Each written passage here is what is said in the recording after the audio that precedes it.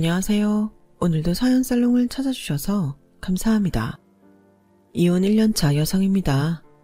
저는 5년의 연애와 5년의 결혼 생활을 뒤로하고 혼자 제2의 인생을 살고 있어요. 뭐든 마음먹는 게 힘들지 막상 시작하면 못할 것도 없다더니 제가 그렇네요. 입 밖으로 이혼이라는 말을 꺼내놓는 것도 두려웠고 이혼을 결심하기까지도 참 긴 시간이 걸렸어요. 하지만 이혼을 하고 1년이 지난 지금에 와서는 왜 그동안 멍청하게 참고만 살았을까 후회가 될 정도로 현재 생활에 만족하고 있답니다. 제가 남편과 처음 만난 건 대학교 신입생 OT 때였어요. 저는 국문과 1학년 신입생이었고 남편은 군복무를 마치고 막 복학한 선배였어요. 대개 신입생 뒤풀이 자리는 선후배가 섞여서 있잖아요. 저희 과도 마찬가지였어요. 제 앞과 옆자리에는 남자 선배들이 앉았는데 하필 술버릇이 안 좋은 인간들이었죠. 꼰대 기질도 다분해서 소위 말하는 군기를 잡으려고 후배들을 시종일관 갈구고 있었어요. 고작해야 신입생들과 한두 살 차이 나면서 나 신입생 땐 말이야 어쩌고 저쩌고 해가면서 마치 인생을 반백년은 살아본 사람처럼 구는데 못 봐주겠더라고요. 그래도 어쩌겠어요. 선배는 선배인걸요. 그래서 눈 딱 감고 대충 호응을 해주고 있었죠. 그런데 갑자기 500cc 잔을 몇 개 들고 오더니 술을 말기 시작하는 거예요. 맥주, 소주는 기본이고 막걸리에 탄산음료 등등 마실 수 있는 건 다 섞는 것 같더라고요. 그리고는 저희 테이블에 있던 신입생들한테 마시라고 강요했어요. 알지? 첫 잔은 원샷이다. 한 방울이라도 남기는 놈은 선배에 대한 예의가 없는 놈으로 간주하고 앞으로 그에 상응하는 대접을 해주겠어. 알아서들 해라. 물컵도 아니고 500cc 맥주잔인데 원샷이 말이 되나요? 여기저기서 한숨이 터져나왔죠. 그때까지 술을 마셔본 적이 없던 저로서는 정말 난감했어요. 맥주도 힘든 판에 첫 술을 폭탄주라뇨. 제 주량이 얼마인지도 모르는 상황에 폭탄주를 마시는 건 위험하다는 생각이 들더군요. 그래서 손에 든 맥주잔을 내려다보며 망설이고 있는데 그런 저를 본 선배는 버럭 소리를 치는 거예요. 하늘 같은 선배가 기껏 후배 생각해서 술까지 대령에 바쳤는데 너 지금 나 무시하냐? 라며 말이죠. 결국 강압에 못 이겨 한 입 마시긴 했는데 도저히 못 삼키겠더라고요. 그래서 그대로 뱉어냈죠. 그랬더니 선배들 얼굴이 싸해지는 거예요. 순간 분위기는 험악해졌고 선배 중 하나가 짜증을 내며 제게 강제로 술을 먹이려고 들었어요. 건방지게 선배가 말아준 술을 거부하는 거냐며 이거 다 마시기 전에는 집에 안 보내준다고 하면서요. 그런데 그거 아시죠? 싫다는 걸 강요하면 더 하기 싫은 거요. 그날 제가 그랬어요. 술을 안 마시면 앞으로 대학 생활이 고될 거라는 건 알았지만 그렇다고 쉽게 져주기는 싫어서 끝까지 안 마신다고 뻗댔죠. 그러자 분위기는 험악하게 변해버렸고 급기야 제게 술을 강요하던 선배 입에서 욕설이 터져나왔어요. 살면서 누구한테도 그런 욕을 들어본 적이 없던 저는 너무 수치스럽고 기분이 상했지만 거기서 더 맞섰다가는 저뿐만 아니라 제 동기들까지 피해를 입을 것 같아서 그냥 술 마시고 끝내야겠다 생각했어요. 그런데 그 순간 영화 속 한 장면처럼 기다렸다는 듯이 흑기사가 나타난 거예요. 바로 제 남편이었죠. 공지를 늦게 받았다며 뒤늦게 술집에 합류한 남편은 저희 테이블로 다가왔어요. 그리고는 제 앞에 놓인 제 몫의 잔을 들고 벌컥벌컥 마시더라고요. 그리고는 야, 이걸 사람 먹으라고 만 거냐? 네 맛도 내 맛도 아니잖아. 내가 제대로 말아줄 테니까 니들이 먼저 먹어보고 술 많은 기술부터 길러라. 그리고는 각종 술과 찌개 국물, 골뱅이 무침 등등 술잔에 집어넣기 시작했어요. 보기만 해도 토가 쏠릴 것 같은 비주얼이었죠. 그걸 신입생들을 괴롭히던 선배한테 내밀며 그러더군요. 선배가 주는 술이니까 마셔야겠지. 니들 말대로 하늘같은 선배님이 친히 말아주신 술이잖아. 아, 첫 잔은 원샷인 거 알지? 한 방울도 남기지 마라. 선배님 화나신다. 자, 좋은 말 할 때 마셔. 군복무를 마치고 제대한 대선배 복학생이 끼어들자 저를 갈구던 선배도 못 이기는 척 잔을 받아들었어요. 그리곤 한 모금 마시다가 그대로 내뿜었죠. 이거 봐라. 어디 감히 선배님이 주신 술을 뱉어? 어떻게 다시 말아주랴? 그러자 방금 술을 뿜은 선배가 고개를 절레절레 흔들었어요. 왜? 못 마시겠어? 그럼 니들은 못하는 걸 왜 신입생들한테는 강요하는 건데? 때가 어느 땐데 아직도 꼰대짓을 하고 난리냐고. 애들 부모님이 공부하라고 대학 보냈지. 니들 꼰대 노름에 딸랑이들하고 대학 보냈냐? 그런 거 하고 싶으면 니들 집에 가서 해. 귀한 남의 집 자식들 데려다 괴롭히지 말고. 선배는 개뿔. 니들이 이러는데 얘들이 니네를 선배로 생각하겠냐? 선배가 선배다워야 후배들이 니들을 선배 대접을 하지. 한 번만 더 이딴 짓거리들 해봐. 그때 니들 실명 그대로 언론사에 고발할 테니까 알았어? 그날 남편의 용감한 행동 덕분에 이후 저희 과에서 선배들의 술자리 기강잡기는 사라졌어요. 그리고 신입생들 사이에서 남편의 인기는 하늘을 찔렀죠. 당시 남편은 매너 좋고 성적도 좋은 선배로 유명했어요. 깔끔한 외모도 인기 비결 중 하나였죠. 그런데 그런 사람이 강의실에서 먼저 제게 말을 걸어준 거예요. 뿐만 아니라 캠퍼스 내에서 마주치면 먼저 다가와 친한 척을 해주니 어깨가 으쓱해지더라고요. 마치 제가 대단한 사람이 된 것 같은 착각이 들 정도였어요. 남편은 제게 휴대폰 번호를 알려주면서 앞으로 선배들이 괴롭히면 언제든 연락하라고 하더군요. 아마도 그날 일로 제가 선배들한테 괴롭힘을 당하지 않을까 걱정이 됐던 모양이었죠. 다행히도 그런 일로 남편을 호출할 일은 일어나지 않았지만요. 그랬더니 얼마 뒤 우연히 과 사무실에서 마주친 남편이 왜 연락 안 하냐고 그러는 거예요. 할 일이 없어서 안 했다고 했더니 한숨을 쉬면서 피식 웃더군요. 넌 지금까지 연애도 한번 안 해봤냐? 전화번호 주면서 연락하라는 게 어떤 의미인지 몰라? 아는데 모르는 척 하는 거냐? 몰라서 모르는 척 하는 거냐? 그 말에 저는 눈만 끔뻑댔어요. 연애요? 당연히 안 해봤죠. 여중 여고 나와 이제 막 대학에 들어온 제가 어디서 남자를 만나 연애를 했겠어요? 뭐 어떻게든 하려고 든다면 할 수도 있었겠죠. 그런데 제 주변 머리가 그쪽으로는 발달이 안 된 걸 어떡해요? 연애 경험이 없다는 제 말에 남편의 눈이 순간 반짝이더라고요. 그땐 몰랐는데 제가 모쏠이라는 사실이 남편이 저랑 사귀는데 큰 이유가 됐더라고요. 다른 사람은 몰라도 저희 남편한테는 아주 중요한 문제였거든요.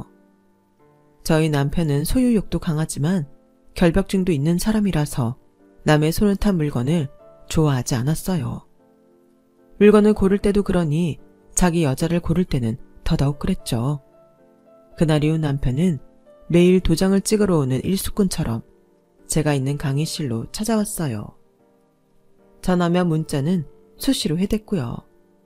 학식을 먹으러 가면 어떻게 알고 왔는지 늘 제 앞에 나타나기도 했죠. 그러자 저희 과에서 저랑 남편이 사귄다는 소문까지 돌기 시작한 거예요. 분위기는 대략 남자가 아깝다 이런 거였죠. 솔직히 저는 이해가 안 갔어요. 제 외모가 그렇게 눈에 띄게 뛰어난 게 아니라서 처음엔 이 남자가 나한테 왜 이러나 싶었거든요. 혹시 내가 부잣집 딸인 줄 착각하고 돈 때문에 이러나 싶기도 했고요. 그런데 남편 말을 들어보니 애초에 그런 건 고려사항이 아니었더라고요. 사람이 사람한테 끌리는 데는 돈이나 외모가 중요한 게 아니야. 뭐 안 그런 사람도 있겠지만 적어도 나한테는 그래. 난 그냥 너라는 사람이 좋은 거지 다른 이유는 없어. 성은아, 나랑 만나볼 생각 없니? 난 뭐든 가벼운 건 싫어해. 이 사람 저 사람 만나가며 난잡하게 사는 건 더더욱 싫고. 너만 좋다면 난 네 부모님께 인사드리고 정식으로 교제를 하고 싶어. 당시 남편은 고작 20대 중반에 불과한 남자였는데도 생각은 꽤 진중해 보였어요. 저는 그런 점이 마음에 들더라고요. 적어도 이 남자랑 사귀면 애인이 양다리 걸칠 걱정은 안 하겠다 생각했죠. 학교 생활에 있어서도 그리고 학업에 관해서도 남편은 제게 도움이 되는 사람이 분명했어요. 게다가 신입생 OT 때 이후로 남편에 대한 호감도가 상당히 높았던 것도 남편과 사귀게 된 가장 큰 이유였죠. 부모님은 제 첫 남자친구가 인사를 드리러 온다는 사실에 많이 긴장이 되셨나 봐요. 평소랑 다르게 옷도 신경을 쓰시고 엄마는 잔치상이라도 차릴 기세로 음식을 하셨더라고요. 남편은 마치 결혼 허락을 받으러 온 사람처럼 엄마한테 드릴 꽃다발과 아빠한테 드릴 양주까지 사들고 왔어요. 그리고는 저희 부모님 앞에서 우리가 어떻게 교제를 해 나갈 건지, 그리고 졸업 후 진로에 대한 것까지 장황하게 설명을 했죠. 게다가 저희 아빠를 가장 기쁘게 했던 건 자체 통금 시간을 10시로 정해서 그 시간 안에는 무슨 일이 있어도 저를 집에 들여보내겠다고 약속했다는 점이에요. 솔직히 저는 그 점이 가장 마음에 안 들었지만요. 아빠와 남편은 마치 큰 거래를 성공리에 마친 사람들처럼 악수를 하며 협상 아닌 협상을 마무리했어요. 버스 정류장까지 남편을 배웅하면서 아까 못한 말을 꺼냈어요. 오빠, 누구 마음대로 10시 통금이야. 요즘은 고등학생들도 야자 끝나면 10시 넘어서 집에 가는데 대학생인 내가 10시인 게 말이 돼? 10시까지 집에 들어가려면 동기들이랑 맥주 한 잔도 못 마신다고. 그러니까 10시로 해야지. 그 맥주 집에서 마시면 되잖아. 그리고 네가 언제부터 술 맛을 알았다고 맥주 타령이냐? 암튼 난 네가 밤늦게까지 술 퍼마시고 다니는 꼴은 죽어도 못 보니까 그렇게 알아. 남녀가 유별한데 그 시간까지 왜 같이 술을 마셔? 어림도 없어. 조선시대 선비처럼 꼬장꼬장하게 나오는 남편 앞에서 할 말을 잃었어요. 그런데 생각해보니까 통금이 있어서 힘든 건 저뿐만이 아니더라고요. 남편 역시 10시까지 저를 집에 들여보내야 하니 애로사항이 이만저만이 아니라는 판단이었죠. 한창 혈기왕성한 나이에 성인 남자니까 말이에요. 그래서 누가 이기나 해보자는 심산으로 꿋꿋하게 10시 통금을 지켜나갔죠. 그런데 이놈의 인간이 의지 하나는 정말 대단하더라고요. 단 한 번도 통금 시간을 어기는 적이 없는 거예요. 게다가 자기는 혼전 순결주의자라면서 키스 이상은 진도도 안 나가더라고요. 그렇게 저는 5년 동안 성모 마리아가 된 심정으로 연애를 했어요. 덕분에 저희 아빠의 전폭적인 지지를 등에 업은 남편과 저의 연애는 5년이 지나도록 순조롭게 이어졌고 결혼으로 이어지게 되었죠.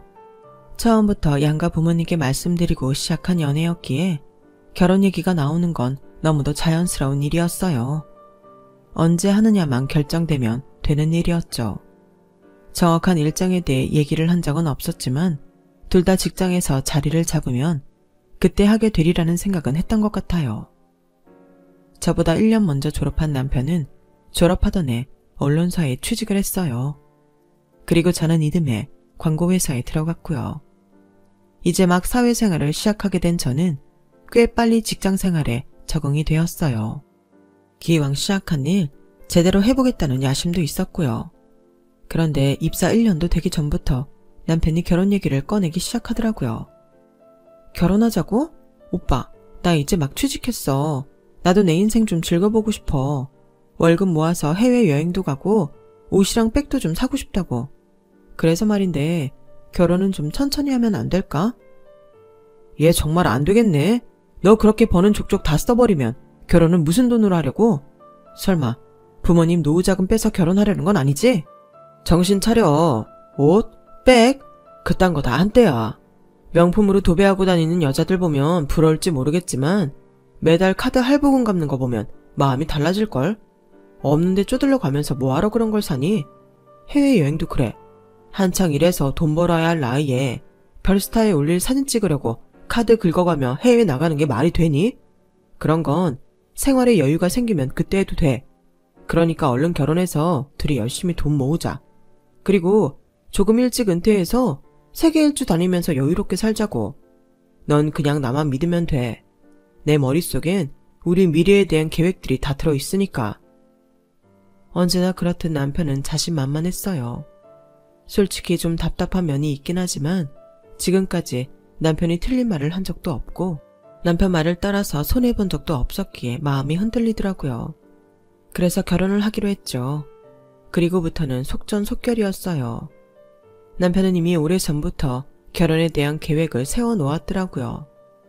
예식장부터 스멜을 비롯해 혼수까지 어디서 하고 어떻게 해야 하는지를 훤히 알고 있었어요.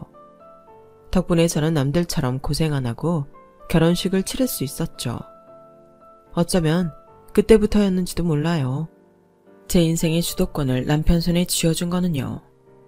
남편은 신혼 초부터 제게 가계부를 쓰라고 강요했어요. 뭐? 가계부? 요즘 누가 그런 걸 써? 누가 쓰냐고. 어차피 어지간한 건 자동 이체해놨고 카드 쓰는 건 폰으로 문자 오잖아. 그거 계산해보면 대략 한 달 지출 규모 나오는데 뭐하러 귀찮게 그런 걸 써. 넌 항상 그게 문제야. 뭐든 제대로 할 생각을 해야지. 대략이 뭐냐 대략이. 가계부를 써야 지출이 한눈에 들어오고 그걸 봐야 쓸데없는 지출도 줄일 수 있는 거라고. 오빠, 말이 쉽지 회사 일에 집안일까지 하기도 바쁜데 그런 걸 언제 쓰고 있어? 그렇게 가계부를 쓰고 싶으면 오빠가 써. 똑같이 직장 다니는데 오빠는 집안일 하는 거 없잖아. 야, 그걸 말이라고 하냐? 너희 회사랑 우리 회사는 일의 강도가 다르잖아. 너 일주일에 야근 며칠이나 해? 난 하는 날이 안 하는 날보다 더 많아. 누군 집안일 안 하고 싶어서 안 하냐? 그렇게 따지면 너 우리 결혼할 때 뭐 준비했어? 예식장부터 하다못해 네 메이크업까지 내가 다 엄선해서 골랐잖아. 근데 그깟 집안일 좀 한다고 유세를 떠냐? 넌 그래서 문제라는 거야. 그때 알았어요. 부부싸움은 대단한 일로 싸우는 게 아니라 사소한 일에서 크게 번지는 싸움이라는 걸요. 결국 서로 간의 합의점을 찾지 못한 채 가계부 문제는 흐지부지 되었어요. 그런데 생각지도 못한 곳에서 가계부 얘기가 다시 튀어나오게 됐지 뭐예요. 제가 입사 후 남들보다 일찍 회사에 적응할 수 있었던 건 저희 과장님 덕분이었어요. 40대 초반 여성인 윤 과장님은 비혼주의자로 여자라면 누구나 부러워하는 인생을 살고 계셨죠. 집도 잘 살고 학벌도 좋고 키도 크고 몸매도 좋고 심지어 얼굴도 예뻤어요. 그런데다 성격은 또 어찌나 쌈박한지 사람이 뒤끝이 없어요. 그뿐인 줄 아세요? 부하 직원한테 일을 떠맡기는 일도 없고 어지간하면 자기 밑에 사람을 엄청 아끼세요. 다른 부서는 흔하게 하는 야근도 저희는 윤 과장님 덕분에 칼퇴를 일상화하고 있었죠. 자기 돈으로 명품백이랑 구두도 척척 사고 해외여행도 수시로 다녔지만 워낙 재테크 기술이 좋아서 서울에 40평대 자가 아파트까지 가지고 있었어요. 그런 윤 과장님이 특히 저를 예뻐해 주셔서 저는 입사 초부터 꽃길을 걸으며 회사 생활을 할 수 있었죠. 그런데 제가 결혼하고 3개월쯤 지났을까요? 하루는 윤 과장님이 그러시는 거예요. 자기야, 요즘 힘들어? 피부도 푸석푸석하고 살도 좀 찐 것 같네. 요즘 자기 스타일 완전 엉망이야. 결혼했다고 퍼져서 지내는 거 아니야? 안 되겠다. 오늘 퇴근하고 나랑 쇼핑 좀 하자. 내가 원피스 하나 사줄게. 그렇게 윤 과장님 손을 잡고 가로수길에 있는 편집샵에 들렀어요. 거기서 윤 과장님은 무려 40만 원이 넘는 원피스를 선물로 사주셨죠. 그러면서 온 김에 정장 바지랑 스커트, 가디건을 하나씩 샀는데 도합 54만 6천 원이 나왔더라고요. 계산은 3개월 할부로 긁었어요. 그런데 그날 집에 돌아가니 남편이 쇼핑백을 보고는 버럭 소리를 지르는 거예요. 내가 이래서 너한테 가계부를 쓰라는 거야. 네가 지금 옷값으로 53만 원이나 쓸 상황이냐? 게다가 카드 할부가 이자가 얼마나 나가는지 알아 몰라. 넌 어떻게 하나부터 열까지 내가 다 가르쳐줘야 되냐? 오빠, 근데 쓸데없는 거 산 건 아니야. 나 결혼하고 7kg가 쪄서 맞는 옷이 없어. 그렇다고 매일 직장에 같은 옷만 입고 다닐 수도 없잖아. 이게 가격은 좀 나가도 원단이 좋고 디자인이 무난해서 오래 자주 입을 수 있는 옷이야. 결과적으로는 비싼 게 아니라고. 비싼 게 아니긴. 암튼 길게 말할 필요 없고 오늘부터 당장 가계부 써. 그리고 앞으론 매일 나한테 검사받아. 54만 원어치 쇼핑한 채로 저는 결국 가계부를 쓰게 되었어요. 그리고 매일 밤 남편한테 경제관념이 없다는 핀잔을 들으며 하루를 마감해야 했죠. 그래도 그때까지는 별 탈 없이 결혼 생활이 진행됐어요. 결혼 후 남편 잔소리가 조금 더 많아지기는 했지만 그렇다고 못 들어줄 정도는 아니었으니까요.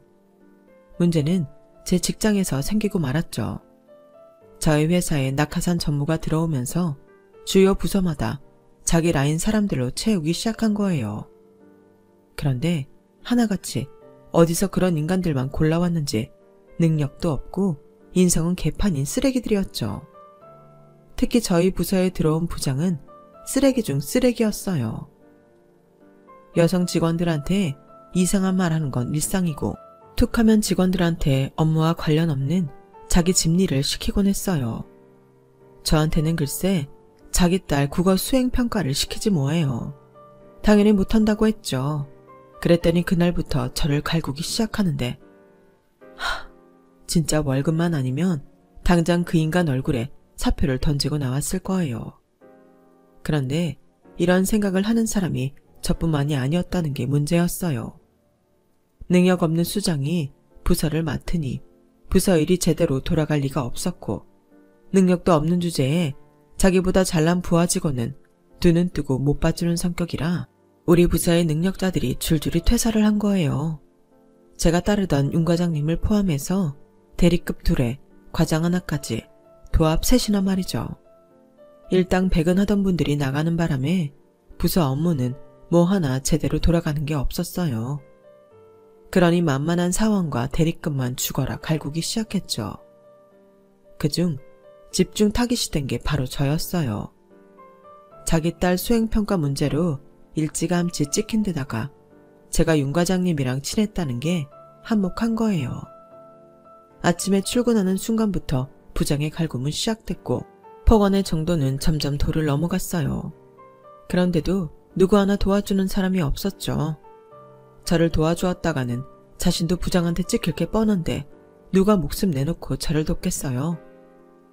성은 씨는 뭐하러 회사에 나와? 그 실력이면 집에서 살림이나 하는 게 회사를 돕는 길 아니겠어? 어떻게 된 게 능력도 안 되는 밥벌레는 자리를 뭉개고 앉아있고 능력 있는 것들만 골라나갔나 몰라.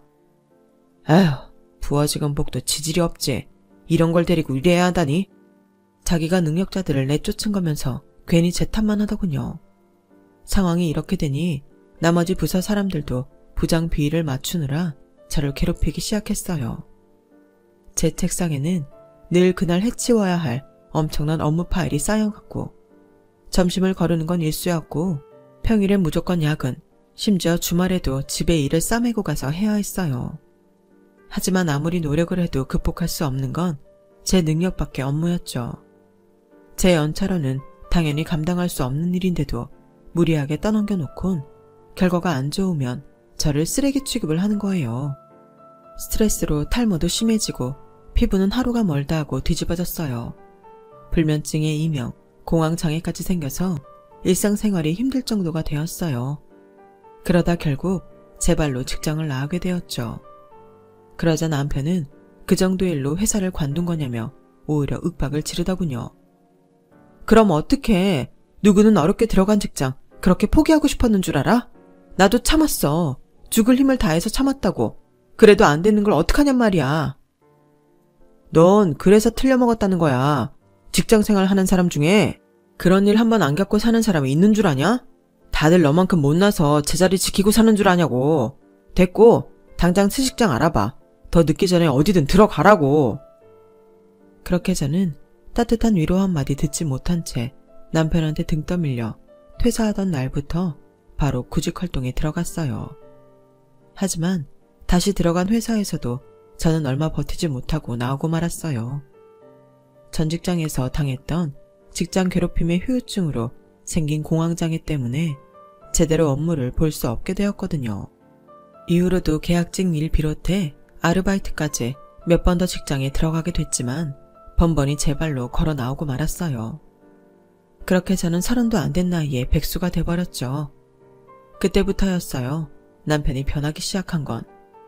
남편한테 저는 능력도 없고 참을성도 없는 밥벌레나 마찬가지였나 봐요. 저를 볼 때마다 못마땅한 표정을 지으며 싸늘한 말만 뱉어댔죠. 매달 나가는 보험금만 도합 60만 원이야. 너도 양심이 있으면 네 보험은 알아서 처리해야 하는 거 아니냐?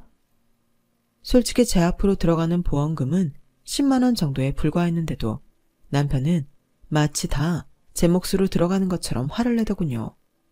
하지만 그렇다고 따질 수도 없었어요. 10,000원이든 10만 원이든 남편이 번 돈으로 제 보험료를 내는 건 사실이니까요. 야, 네 앞으로 된 보험 다 해지해. 돈도 못 버는 주제 보험은 뭐하러 드냐? 병원도 갈 거 없어. 그냥 몸으로 때워. 시고모님이 보험 일을 하셔서 결혼 전부터 남편과 저는 여러 개의 보험을 들어놓았는데 남편은 제 보험료 내는 돈도 아깝다며 해지하라고 했어요. 하지만 지금 해지하면 환급 받을 수 있는 돈도 얼마 안 되는 데다가 갑자기 큰 병에 걸리면 그 비용을 어떻게 감당하나 걱정이 되더라고요. 그래서 친정엄마한테 사정을 얘기했죠. 그랬더니 엄마가 그걸 왜 해약하냐면서 엄마가 내줄 테니 걱정 말라고 하시더군요. 세상에, 네 보험료가 얼마나 한다고 그걸 못 내주겠다고 해약을 하래. 누가 보면 네 앞으로 보험료가 기백만 원은 나가는 줄 알겠다. 그리고 뭐? 병 걸리면 몸으로 때우라고? 어떻게 지 와이프한테 그딴 소리를 해? 사람은 겪어봐야 한다더니 그 말이 딱 맞다. 결혼 전에는 그렇게 너밖에 모르더니 이렇게 사람이 변하니? 성훈아, 정 힘들면 집으로 와. 그런 대접 받아가면서 참고 살지 말고 그냥 훌훌 털고 엄마 아빠랑 살자. 전화기 너머로 훌쩍이는 엄마 울음소리를 들으니 내가 괜한 말을 했다 싶었어요. 그깟 보험 손해보더라도 해약하고 말걸 하는 생각이 들었죠. 그래서 이후로는 친정엄마한테 전화해 하소연하는 짓은 하지 않았어요. 힘들어도 잘 사는 척 남편이 잘해준다는 거짓말로 안심을 시켜드렸죠. 저 때문에 엄마가 가슴 아파하시는 건 정말 참기 힘들었거든요. 제가 일을 할 때는 남편과 제가 각각 100만 원씩 생활비를 내고 살았어요. 나머지 돈은 알아서 저축을 했고요. 그때 제가 모아둔 돈은 회사를 그만둔 뒤 매달 생활비를 썼는데 그 돈이 바닥이 나고 만 거예요. 그래서 남편한테 이번 달부터는 생활비를 못 낼 것 같다고 했더니 그러더라고요. 그래서 뭐 나보고 돈을 더 내라는 거야? 난 그렇게는 못해. 내 몫의 생활비는 100만 원이니까 앞으로도 난 그 돈만 낼 거야. 그걸로 네가 알아서 알뜰하게 살아봐.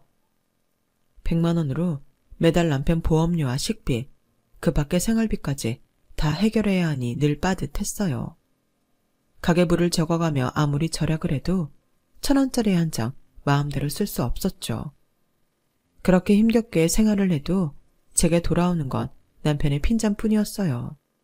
이런 날들이 2년, 3년을 넘어가자 저는 예전에 활기찼던 모습을 완전히 잃어버리게 되었어요. 남편 말대로 나는 뭘 해도 안 되는 사람이구나 싶은 게 자존감이 끝도 없이 내려갔고 그러다 보니 어떻게 해도 남편 성에 안 차는 내 모습이 스스로도 한심하게 느껴지게 되었죠. 아이를 갖는 건 꿈도 꾸지 못했어요. 이런 상황에 애는 무슨 애야. 제발 네 주제를 알아라. 솔직히 난 당장 애가 생길까봐 그게 더 무섭다. 너 같은 여자가 애는 제대로 키우겠니? 네 인생 하나 망쳤으면 됐지. 애 인생까지 망칠 생각이냐고. 그러니까 주제 넘은 생각 그만두고 살림이나 제대로 해. 한 달 내내 뼈 빠지게 벌어다 주는데 반찬 꼬라지 하고는. 넌 어떻게 살림 하나도 제대로 못하니? 도대체 할 줄 아는 게 뭐야? 하긴 네가 그런 인간이니까 그깟 공황장애 핑계로 집구석에 뭉개고 있지. 나 같으면 이런 소리 듣기 싫어서라도 당장 나가서 돈 벌겠다. 넌 이런 말에도 상처 같은 건 안 받지? 대충 순간만 모면하면 몸도 편하고 마음도 편하니까. 하지만 남편의 말과 달리 저는 매 순간 남편의 가시돋친 말에 상처를 입었어요. 그러던 어느 날이었어요. TV를 보는데 줄광고로 라디오 드라마 극본 공모 공지가 뜨더군요. 상금이 무려 1,000만 원이었어요. 대학 시절 드라마 작가인 선배 밑에서 보조작가로 일했던 경험이 있었는데 그때 선배한테 이야기를 만드는 재주가 있다는 칭찬을 들었던 게 생각이 났어요. 글을 쓰는 건 돈이 드는 일도 아니고 밖에서 사람들과 부대낄 일도 없으니 나한테 딱이란 생각이 들더군요. 그래서 홈페이지에 들어가 라디오 드라마 극본을 몇 개 읽어보았어요. 드라마와는 약간 다르긴 했지만 전체적인 구도는 비슷하더라고요. 그래서 연습 삼아 습작을 시작했죠.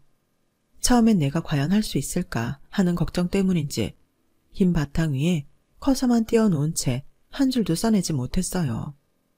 그러다 스토리 라인을 잡고 나니 조금씩 작업의 속도가 붙기 시작하더라고요. 그동안 남편한테 구박을 받으며 지냈던 순간들이 불쑥불쑥 떠올라 극중 남편은 아주 악독한 악역으로 만들 수 있었어요. 그리곤 통쾌한 복수로 끝을 맺었죠. 한마디로 그 작품은 제 이야기 그 자체였어요. 다른 게 있다면 극중 여주인공은 시련을 딛고 멋지게 성공해 남편한테 복수를 하고 제2의 인생을 살아간다는 결말뿐이었죠. 글을 쓰는 내내 일종의 현실 도피와 카타르시스를 느꼈던 것 같아요.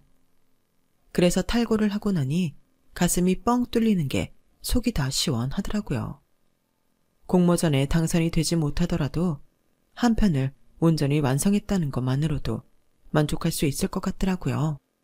그런데 제가 쓴 글 어떻게 남편이 봤는지 또 잔소리를 늘어놓기 시작한 거예요. 야, 글은 아무나 쓰냐? 네가 뭔가 착각하는 모양인데 네 실력으론 택도 없어. 괜히 작가다 뭐다 헛바람 불어서 시간 낭비하지 말고 밥이나 하고 빨래나 제대로 해. 집안 살림도 제대로 못하는 게 작가는 얼어 죽을 작가. 그래도 혹시 모르는 거잖아. 모르긴 뭘 몰라. 너 대학 때 신춘문예에도 몇 번 내봤다며. 근데 지방지라도 뭐 하나 된 거 있어? 없지? 그래, 네 실력이 딱 그 정도인 거야. 그러니까 헛물 켜지 말라는 거라고. 영화나 드라마 속이라면 이런 경우 반전으로 주인공이 공모전에 당선이 되겠지만 현실은 그저 탈락의 고배를 마실 뿐이었어요. 그런데 끝날 때까지 끝난 게 아니라고 공모전에 탈락했음에도 제가 기회가 온 거예요. 하루는 휴대폰으로 낯선 번호가 찍힌 전화가 걸려왔더라고요. 라디오 드라마 담당 PD였어요.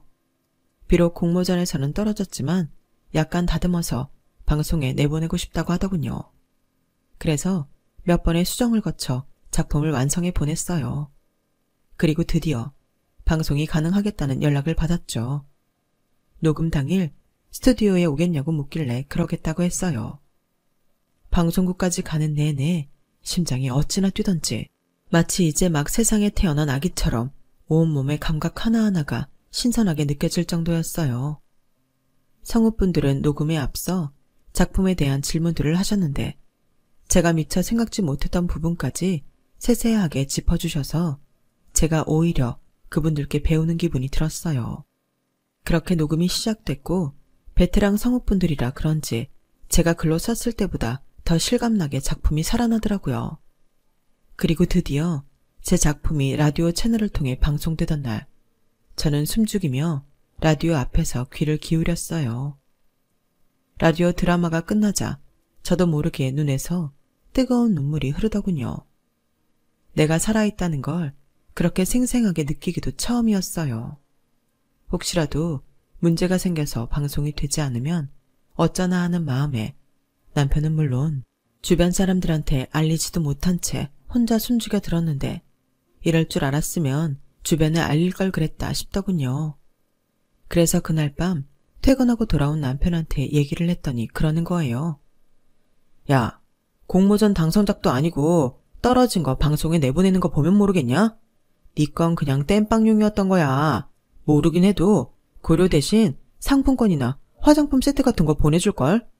그냥 라디오 사연 하나 방송 탄 거나 마찬가지인데 뭘 잘났다고 호들갑이야. 배고프니까 얼른 밥이나 차려.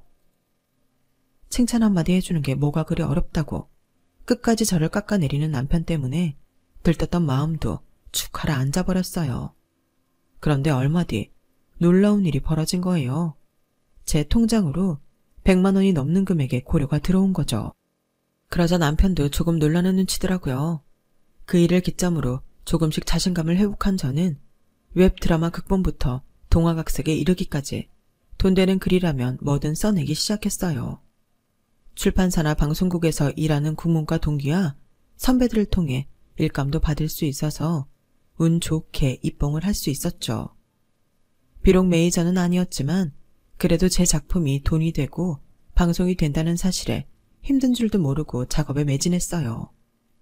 그러는 동안 저도 매달 생활비도 낼 수 있어서 남편 앞에서 떳떳하기도 했고요. 저를 비롯해 모든 게 변해갔지만 딱 하나 변하지 않은 게 있었어요. 바로 남편의 태도였죠. 남들은 다 제 글을 인정하는데 남편만큼은 여전히 니까짓 게 무슨 작가냐며 깔보기 일쑤였어요. 남편한테는 그저 그동안 못 받은 생활비를 받아내는 것 외에는 관심도 없는 것 같더라고요. 그런데 그 와중에 남편에 대해 정을 떼게 된 결정적인 사건이 벌어진 거예요. 하루는 인터넷 쇼핑몰에서 빅세일을 하길래 9,900원 무료 배송 특가 상품으로 바디 로션을 하나 구입했어요. 제가 극건성 피부라서 날이 쌀쌀해질 때마다 살이 찢어지는 통증이 있어서 큰맘 먹고 하나 산 거였죠. 일을 쉬면서 화장품 사 쓰는 것만큼 눈치 보이는 일도 없었기에 바디 로션을 사서 쓸 수가 없었는데 이번만큼은 당당히 사서 쓸 수 있겠다 생각했어요. 그런데 밤에 가계부 검사를 하던 남편이 지출 목록을 보고는 버럭 소리를 지르더라고요. 야, 너 미쳤냐? 집에서 노는 주제에 바디로션은 뭐하러 사? 너 요즘 돈 좀 번다고 벌써부터 돈지랄하는 거야? 그동안 네가 놀면서 까먹은 돈 메꿀 생각은 애당초 하지를 않는구나. 고작 9,900원짜리 로션이야. 그게 무슨 돈지랄이냐? 3년 만에 처음 사본 거라고. 9,900원은 돈이 아니냐? 100원이든 만원이든 쓸데없는데 돈을 쓰니까 하는 말이잖아. 솔직히 그거 바른다고 달라지는 게 있긴 해? 아니잖아. 그런 걸 보고 과소비라고 하는 거야. 돈 10,000원도 안 되는 로션 하나 샀다가 과소비한다고 욕만 먹은 저는 하루빨리 돈을 더 벌어서 이런 소리를 안 듣고 살아야겠다 생각했어요. 그런데 며칠 뒤 어이없는 일이 벌어진 거예요. 얼마 전 백수 탈출에 성공해 직장인이 된 시누이가 내부 비닐도 뜯지 않은 경찰을 몰고 집으로 왔더라고요. 시어머니 심부름으로 참기름이랑 묵은지를 한 통 가지고 온 거예요. 아가씨, 이게 뭐예요? 차 뽑았어요. 그러자 시누이가 그러는 거예요. 오빠가 뽑아줬어요. 취직기념 선물로요. 오빠, 언니한테 말 안 했어? 그러자 남편이 별일이 아니라는 듯 지나가는 말처럼 출근할 때 힘들까봐 내가 한 대 뽑아줬어. 이러더라고요. 순간 망치로 머리를 3개 맞은 기분이었어요. 불과 며칠 전에 9,900원짜리 로션 하나 샀다고 과소비냐 취급을 하더니 지 동생한테는 1,500만 원이 넘는 경차를 턱하니 사주다니 기가 막히더라고요. 그런데 거기까지는 100번 양보해서 이해할 수 있다 쳐요. 자기 돈으로 자기 동생 차 사주겠다는데 제가 뭐라고 하겠어요. 그런데 이어진 시누이 말에 뚜껑이 확 열렸어요. 참, 차 할부금은 매달 언니가 내는 거라던데? 오빠 맞지? 그냥 언니 카드로 할부 끊으면 편한데 언니 수입이 일정치 않다 그래서 오빠 카드로 먼저 긁었어요. 매달 25일까지 오빠 계좌로 돈 붙이면 돼요. 아니 그걸 왜 내가 내? 여보, 이게 무슨 소리야? 그러자 남편이 그러는 거예요. 야, 너 그동안 생활비 한 푼 안 내고 살았잖아. 그럼 나 대신 차 할부금 정도는 낼 수 있는 거 아니냐? 일시불로 내라는 것도 아니고 매달 끊어서 내는 건데 뭐가 어려워? 와, 인간이 정말 끝까지 치사하더라고요. 그간 못 받은 생활비를 고스란히 받아내겠다는 심산이었어요. 그런데 그렇게 따지면 저는 독박으로 가사활동을 해온 건데 그건 왜 계산해서 빼요? 그런 계산이 어딨어? 그럼 그동안 내가 해온 가사 노동비는 누가 계산해줘? 그렇잖아. 자기한테 밥벌레 취급까지 당하면서 일했는데 돈까지 내야 하는 거라면 너무 억울한 거 아니냐고. 야, 뭐가 억울해. 유부녀가 살림하는 건 당연하지. 그리고 애초에 네가 회사만 박차고 나오지 않았으면 일이 이렇게 꼬이지도 않았어. 그러니까 탓하려거든 네 자신을 탓하라고. 하도 당당한 남편의 태도에 지난 몇 년간 쌓았던 울분이 폭발해버렸어요.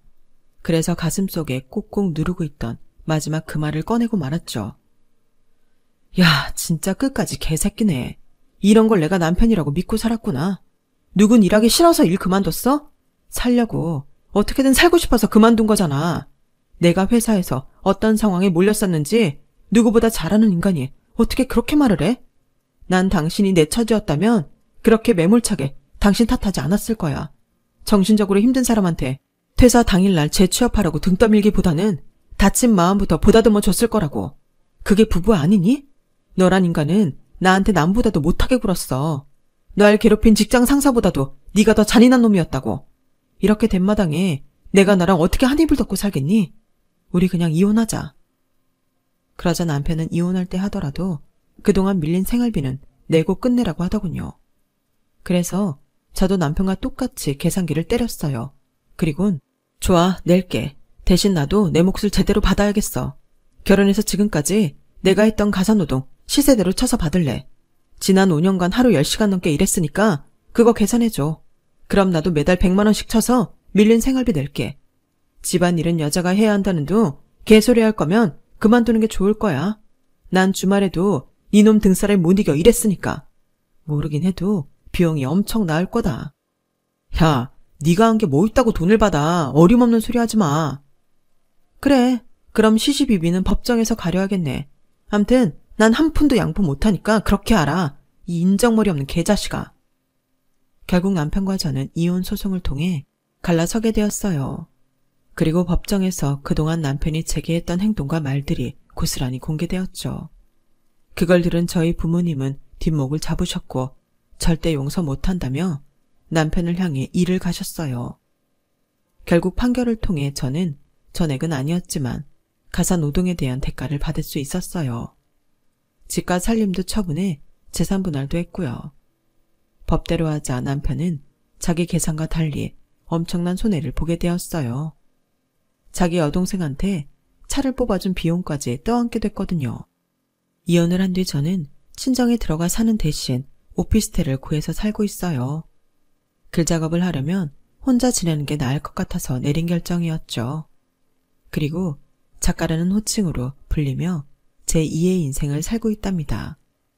직업 특성상 소속된 곳이 없어서 매달 수입이 불규칙적이지만 내가 써내는 만큼 돈을 벌 수 있고 불필요한 인간관계로 스트레스를 받지 않아도 된다는 장점이 있어서 저는 대만족이랍니다. 한 남자랑 10년이라는 시간을 함께하면서 제가 참 많이 바보가 되었나 봐요. 이혼 후 정신과 상담을 받아보니 제가 오랜 기간 남편한테 세뇌당한 것 같다고 했어요. 자존감이 낮아지고 심한 결정장애를 겪는 것도 그런 이유 때문이라고요. 주먹이나 발로 차는 폭력만이 폭력이 아니라는 걸 이혼을 통해 알게 되었어요.